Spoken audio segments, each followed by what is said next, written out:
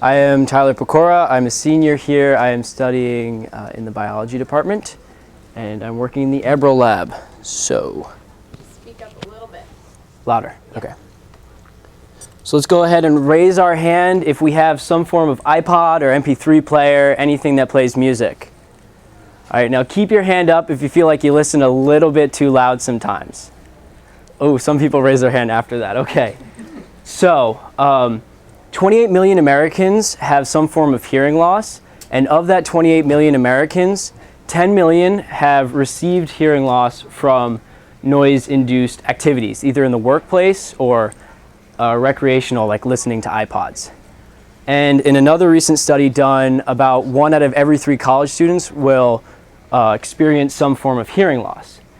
So this is a growing problem, and one way we can address this is by investigating flies. Believe it or not, flies hear, and it's so important to them that they actually use it for their mating ritual. They'll play love songs to each other with their wings, and the sound will move through the air, and vibrations will be picked up by their antenna, kind of like a tuning fork.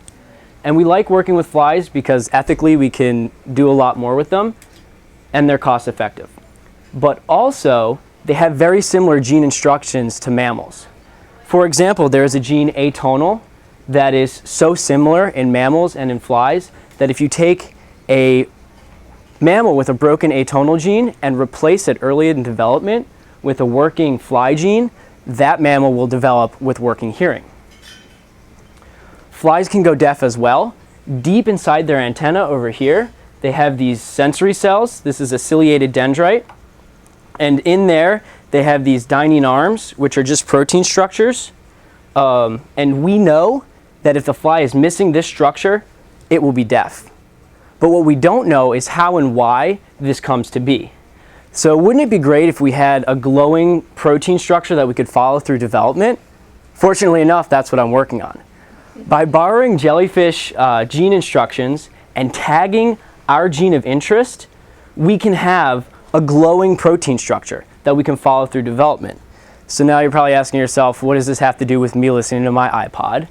Well, when we have the glowing gene in place, we can expose the fly to loud volumes, like your iPod or like a factory worker, and we can see what's getting damaged and what's causing the fly to have an inability to hear.